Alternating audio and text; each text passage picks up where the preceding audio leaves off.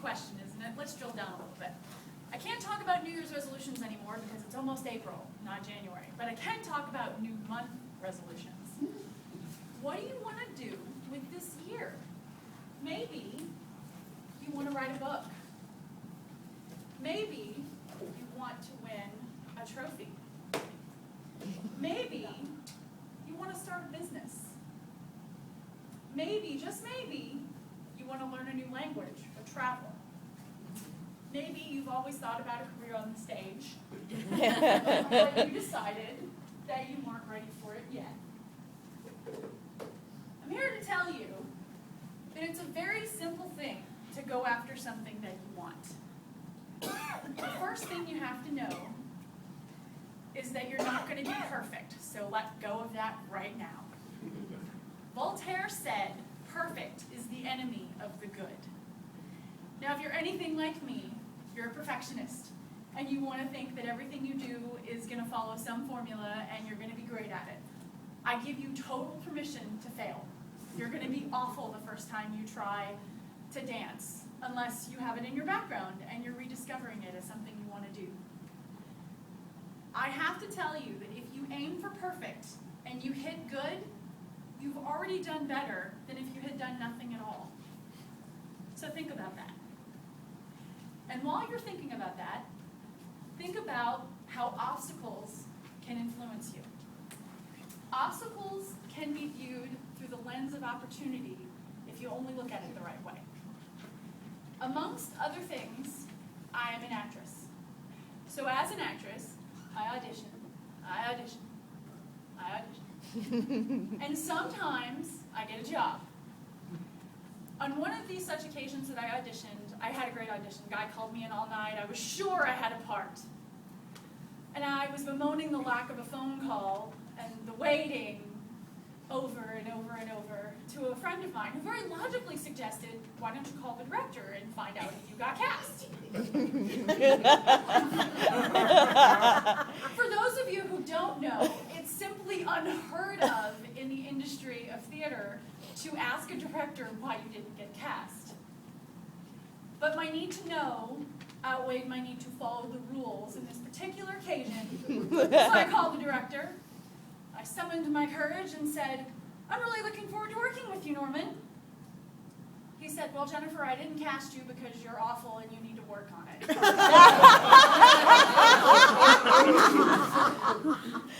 I cried for an hour, probably two.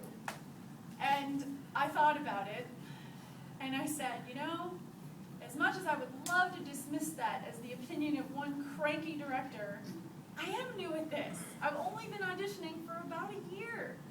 And I probably need to take some classes and maybe, learn how to move and sing and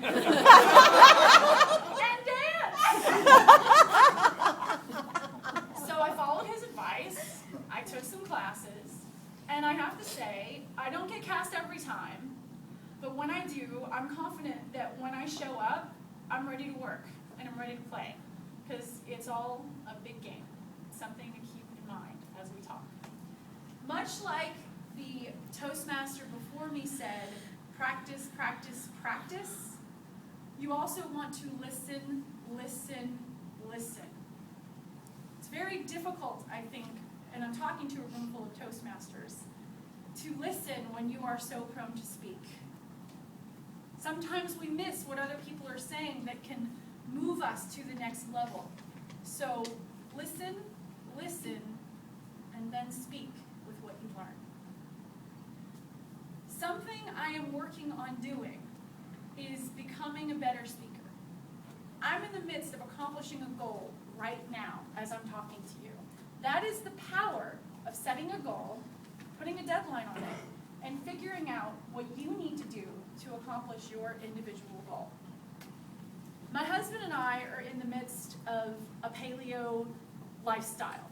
And I say lifestyle, not a diet, because a diet you're always willing to cheat. A diet you're always willing to go this way, go that way. It's something you're going to stop. Before we did paleo, Taco Bell, Burger King, McDonald's were gourmet food to us. ever since we started the paleo diet, I can't eat anything that comes in a bag because I feel awful about what I'm eating, how I feel, and it just makes me feel so dragged down and depressed. And so I've learned through that particular experience that eating well is really good for you. This is not news. Everybody knows this. The way to lose weight is to exercise and eat better. We all know the path. But what is it that's going to get you out of your seat, stand up, and move forward into the future and say, this is something that's important to me. This is something I want to accomplish. So I encourage all of you that are listening to me to think about something that you've always wanted to do, but you've been afraid. Everybody is afraid. The person sitting next to you is afraid about what they want to do. They want to learn a language. They're afraid to be extraordinary. And as Marianne Williamson says, our greatest fear is not that we are inadequate.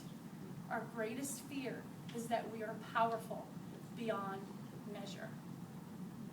I invite everyone sitting here to find your passion, to find your bliss, and boldly step into that new future that's waiting for you.